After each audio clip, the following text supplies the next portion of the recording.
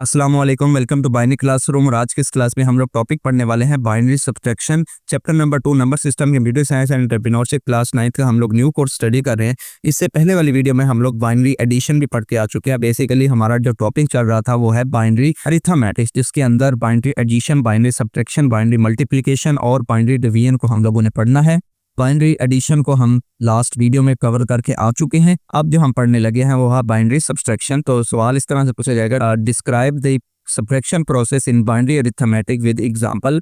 Binary arithmetic के process में binary subtraction को बयान करें। सो बाइनरी सब्ट्रैक्शन का क्या मतलब है? Computer perform the binary subtraction by adding two's complement of the subtrahend and minuend. अब प्रोसेस ये है बाइनरी सब्ट्रैक्शन का कि हमें पता है कि बाइनरी में पॉजिटिव और नेगेटिव नंबर नहीं होते। अगर ये सिंबल नहीं होता तो हमने अगर दो नंबर्स को सब्ट्रैक्ट करना हो तो हमने किस तरह करना है, तो उसके लिए जो मेथड इस्तेमाल किया जाता है वो होता तो एडिंग का मेथड है। इसलिए यहाँ डेफिनेशन में भी एडिंग का लफ्ज लिखा हुआ है। लेकिन ऐड क्या करना है, हमने उस नंबर का टूज कंप्लीमेंट ऐड करना है। लेकिन कौन से नंबर का टूज कंप्लीमेंट ऐड करना है वो उसने यहाँ पर बताया हुआ है। सब्ट्राहैंड को माइनस करना है माइन्यूएंड में से। अब ये दोनों टर्म्स क्या है वो आगे लिखी हुई है। Minuend is the number from which an other number is subtracted. Minuend वो नंबर होता है जिसमें से दूसरा नंबर माइनस किया जाता है। मतलब कि जब आप नंबर लिख रहे होते हो, एक ऊपर नंबर लिखा जाता है, एक उसके नीचे लिखा जाता है। जैसे नंबर है, लेट्स सपोज डेसिमल की बात करो 9 में से आपने 6 को माइनस करना है, तो जो ऊपर वाला नंबर होगा 9, ये क्या कहलाएगा? माइन्यूएंड। और जो सब्ट्राहैंड है वो नंबर क्या होगा? Subtrahend is the number that is being subtracted. जो नंबर माइनस हो रहा होगा यानी कि नीचे वाला जो नंबर होगा वो क्या कहलाएगा? सब्ट्राहैंड। सो ये वाला माइन्यूएंड एम लिख देता हूं मैं इसके आगे, और ये वाला सब्ट्राहैंड नंबर होगा।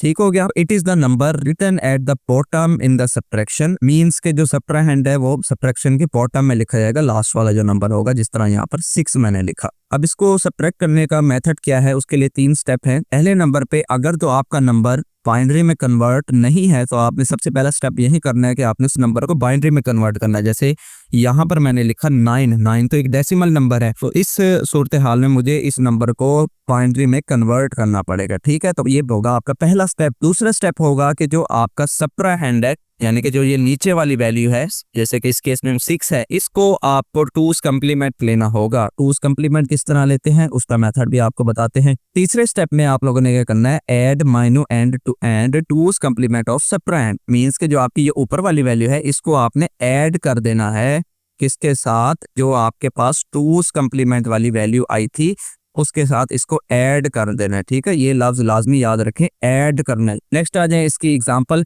कि किस तरह से आपने बाइनरी सब्ट्रैक्शन को परफॉर्म करना होता है। तो सवाल में दिया गया है subtract 6 from 9 in the binary. ये बाइनरी के अंदर 6 और 9 को आपने सब्ट्रैक्ट करना है।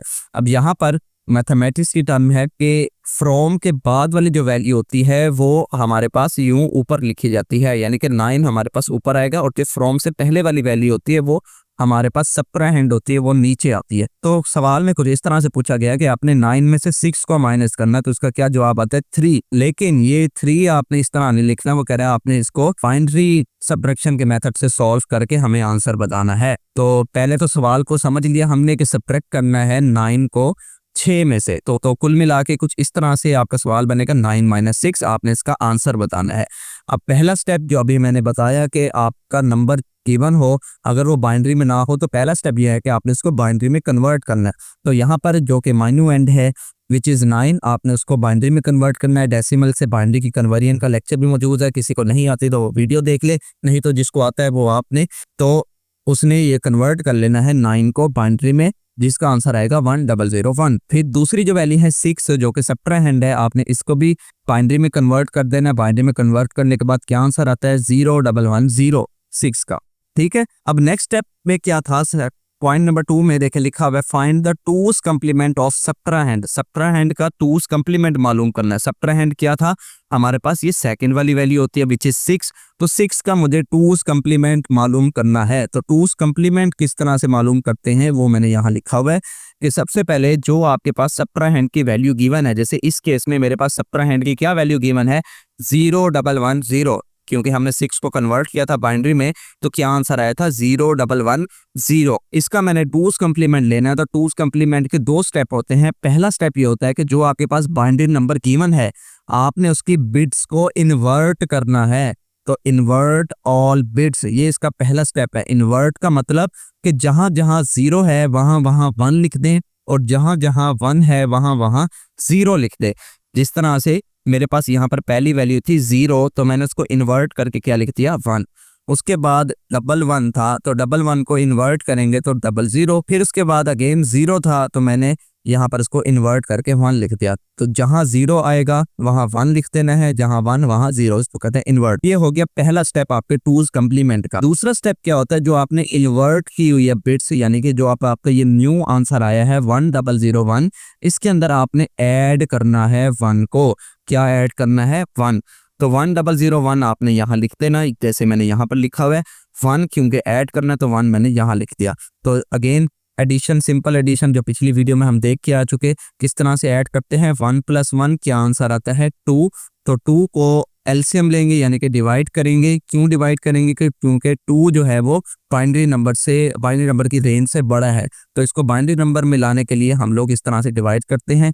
वही मेथड डिवीजन वाला 2 1s are 2, और जो रिमाइंडर आता है 0 वो हमने यहाँ लिखना होता है, और जो क्वोशंट होता है 1 उसको हम यहाँ पर आगे कैरी में लिख देते हैं। अब कैरी वाला नंबर और ये वाला नंबर ऐड करेंगे, 1 + 0 कितना आंसर आता है 1। उसके बाद 0 के नीचे कोई वैल्यू नहीं है तो 0 एज इट इज आ जाता है। 1 के नीचे भी कोई वैल्यू नहीं है, 1 एज इट इज आ जाएगा। तो हमारे पास जो टूज कम्प्लीमेंट का आंसर आया वो है 1010। ठीक है, अब ये जो टूज कम्प्लीमेंट वाला आंसर है, तीसरे स्टेप में देखिए मैं बताया हुआ है कि आपने ऐड करना है मेन्यू एंड को टूज कम्प्लीमेंट वाले सबट्राहेंड से। क्या मतलब है इस बात का, मेन्यू एंड कौन सी वैल्यू है, ये वाली वैल्यू है जो हमने यहाँ पर लिखी, जिसकी वैल्यू है 1001। तो मुझे यहाँ पर 1001 लिखना होगा। देखिए 1001 मैंने यहाँ लिख दिया, और किसके अंदर ऐड करना है, तो आपने टूज कम्प्लीमेंट वाली वैल्यू मालूम की थी। तो टूज कम्प्लीमेंट की क्या वैल्यू मालूम की है आपने 1010, तो 1010 मुझे यहाँ पर लिख देना है, दोनों को ऐड कर देना है। कैसे ऐड करेंगे, 1 + 0 क्या आंसर आता है 1, 0 + 1 क्या आंसर आएगा 1, 0 + 0 क्या आंसर आएगा 0।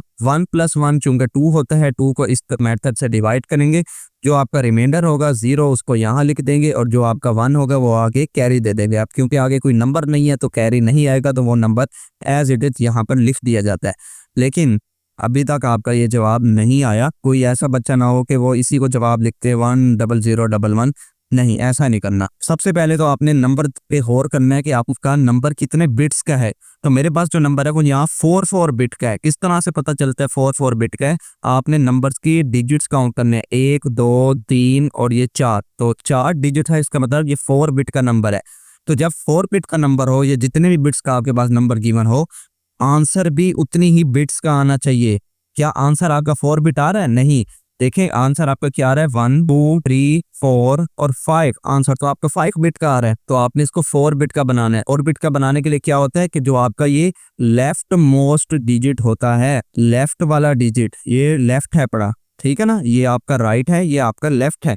तो ये जो लेफ्ट वाला डिजिट है इसको आपने इग्नोर करना होता है, यानी कि डिस्कार्ड करना होता है, खत्म करना होता है। उसके बाद वाला जो नंबर बचता है 0011, तो वो आपका आंसर होगा। तो आपने फाइनल आंसर में लिख देना है कि 0011 आपका आंसर होगा, ये वाला। ठीक है, अब यहाँ तक भी सवाल खत्म नहीं कर देना, क्योंकि मुझे सवाल में डेसिमल वैल्यू दी गई थी, तो मुझे जवाब में भी डेसिमल वैल्यू ही लिखना पड़ेगी। लेकिन बस उसने कहा ये हुआ था कि वो बाइनरी के मेथड से सॉल्व करो, इसलिए हमने इसको बाइनरी में कन्वर्ट करके सॉल्व किया था। आंसर आपका फाइनल किस तरह से होगा कि डेसिमल नोटेशन में इसको कन्वर्ट करेंगे। तो एक बाइनरी नंबर को डेसिमल में किस तरह से कन्वर्ट करते हैं उसकी भी वीडियो मौजूद है, बाइनरी टू डेसिमल कन्वर्जन। तो अगर जिस बच्चे को नहीं आती तो वो वीडियो जाके वॉच करे, नहीं तो जिसको आती है आसानी से वो आंसर मालूम कर लेगा। मल्टीप्लाई का मेथड लगता है इसमें, बाइनरी नंबर है, इसको हर डिजिट को 2 से मल्टीप्लाई करेंगे तो आंसर आपके पास क्या आ जाएगा 3 आ जाएगा। ठीक है, तो वैसे भी हमने जब डेसिमल में इसको माइनस किया था, 9 में से 6 माइनस किया था, तो क्या आंसर आया था 3। तो जब हमने बाइनरी वाला मेथड भी अप्लाई किया, उसके आंसर के बाद भी जब हमने उसको डेसिमल में कन्वर्ट किया तो आंसर 3 आया। इसका मतलब हमारी सब्ट्रैक्शन जो है वो ठीक ठीक परफॉर्म हो चुकी है। सो ये था हमारे पास ओवरऑल लेक्चर बाइनरी सब्ट्रैक्शन का। आने वाले वीडियो में हम लोग बाइनरी मल्टीप्लिकेशन देखेंगे। अगर अभी तक किसी ने चैनल में जाकर मुकम्मल वीडियो 9th क्लास की प्लेलिस्ट को एक्सेस नहीं किया तो जाके कर ले, नहीं तो इसी वीडियो के डिस्क्रिप्शन में भी आपको लिंक मिल जाएगा जहां पर आपको टॉपिक वाइज तमाम के तमाम लेक्चर्स फुल बुक के आपको मिलते रहेंगे। अभी के लिए फिलहाल इस वीडियो में इतना ही, मिलते हैं किसी नेक्स्ट वीडियो में, तब तक के लिए अल्लाह हाफिज़।